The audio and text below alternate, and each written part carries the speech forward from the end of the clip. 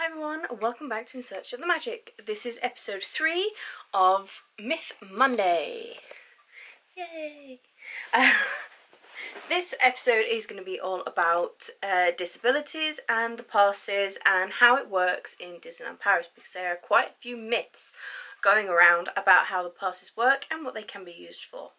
So, I'm going to start off with they are a queue jump pass. They are not exactly a queue jump pass. They reduce your wait time to a minimal amount of queuing.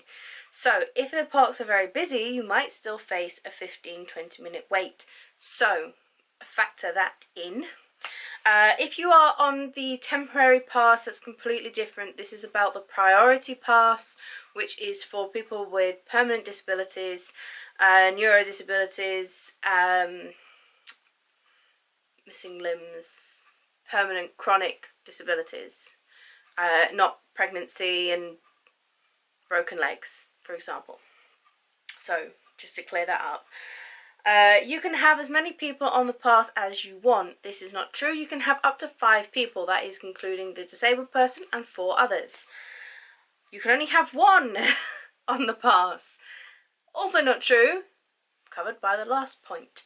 Although there is an exception to this, is that you can't take everyone with you into the disabled areas. So the disabled areas for the illumination show, which is the current nighttime show on the castle at the end of the day. Any shows that are on outside that have the disabled areas, so parades, castle shows, the show on the stage outside Tower of Terror in the studios. All of them disabled areas are +1, sometimes +2. It depends on how many people are in your party, how many are under a certain age, because obviously you can't have your carer with you and then allow a 2-year-old to run off somewhere. So that will be judged party by party. You can only use the disabled areas if you're a wheelchair user. This is definitely not true. Anyone who is entitled to a green pass can use the disabled areas.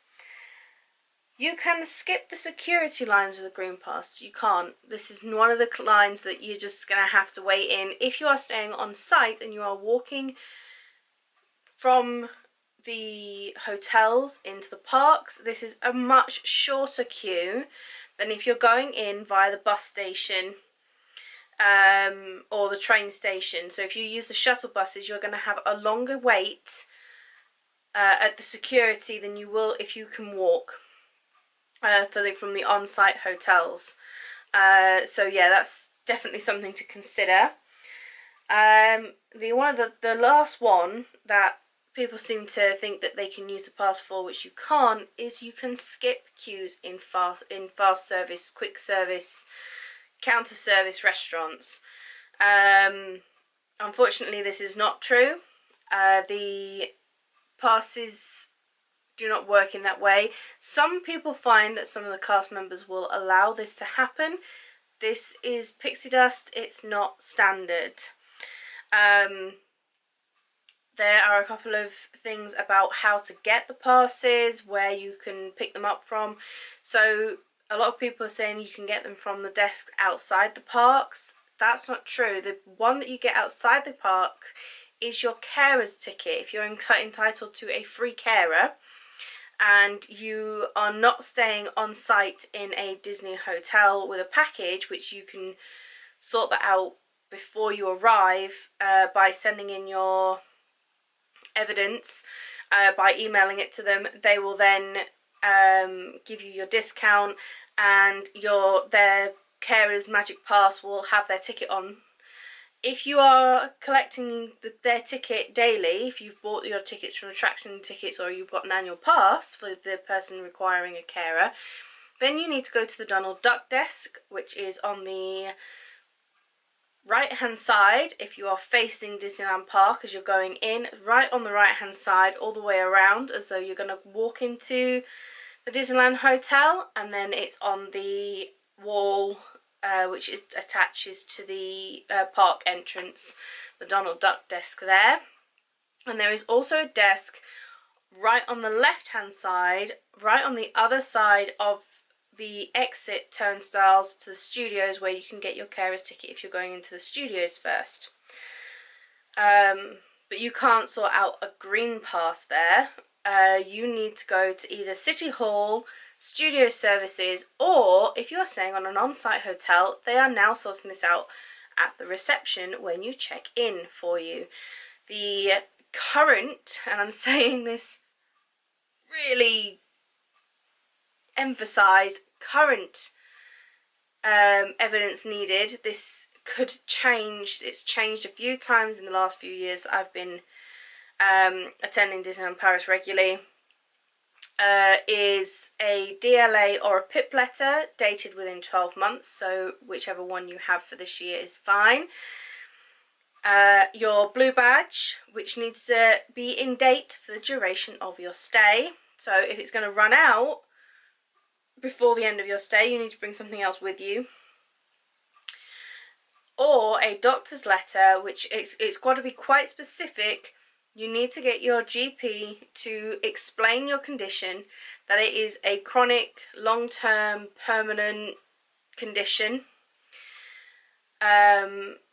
Whichever one explains your condition, how it affects you from queuing, how it affects you day to day is also helpful. I think that's what they need from the GP. Yes, what the condition is. Did I say that? And you can take these things to the desk at your hotel, City Hall, or Studio Services. If you are getting an annual pass, you can get a year one, which they will laminate. And this will need to be done at City Hall or Studio Services. I am not 100% sure if they do this at the annual pass office. I will see if I can find that out and put some information on the screen for you. Around about here. So yes, if cast members see the pass and you're waiting for something that generally the pass wouldn't work for, sometimes they will help you out and let you skip queue. Well, not skip queues, but reduce your wait time. The staff are really good generally at dealing with disabilities. There are some exceptions, as with anywhere. There's still some ironing out to do in some cases. The way they work is you take the pass to the exit of an attraction. So for example, if you're going into the Haunted Mansion, as you're looking at the Haunted Mansion, on the right hand side there is a little wheelchair sign, and you follow that round and you can follow it up to the entrance at the back of the queue, and you'll go into the elevator room. You don't miss anything with the Haunted Mansion. In fact, there's very few that you miss anything. The Pirates of the Caribbean, you go through the shop, and to the right, again, it's all signposted. There's the little wheelchair signs. If you just follow them, you'll find your way where you need to be going. If you sort of wave your pass at them and say, "Where am I going?" they'll point you in the right direction. If you use your pass for meeting characters, they will give you a return time. And this is also how the Orange Pass works continuously. You get a return time for the duration of the wait. Or for the characters, there's a set amount of times per day, and they will let you know which time slot you have got, and you can come back to meet that character. During Extra Magic Hour, and I don't believe that the Orange Pass works in this way during Extra Magic Hours, I don't know. But during Extra Magic Hour, you don't have to do this. You also don't have to do this for Mickey Mouse in his house in Fantasyland. You can go straight to the cast member, say that you're a green pass holder, and you will get a minimal wait. And use the exit. You can use this for Princess Pavilion during Extra Magic Hour. And then the times are given out from 10 a.m. People start hanging around outside the Princess Pavilion from 9:30. So be around there if you really want to see the princess that is there in the afternoon, to be able to get a time for her. Mickey Mouse, you can go to the exit at any time. You don't have to worry about getting him out of the way during extra magic hours. You can go to him at any point throughout the day and use the exit to meet Mickey Mouse. What else is there? Da, da, da, da. There's a couple of attractions that are not accessible.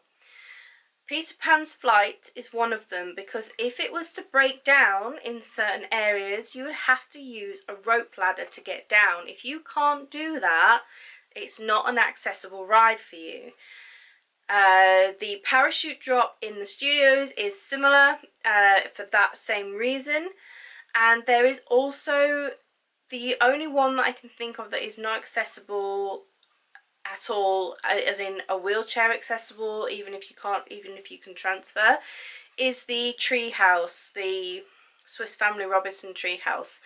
And that is because it's a tree house with lots and lots of steps that go up around the tree. Disneyland Paris have tried really hard to make things accessible. There are a few rides that you don't even have to transfer out of to be able to access, and that's Pirates of the Caribbean, the Storybook ride, It's a Small World. I believe the others you do need to be able to transfer though. Yes, I think so. I think that's all of them that you don't need to transfer. Yes. So, yes, that's all the stuff to do with the disability passes.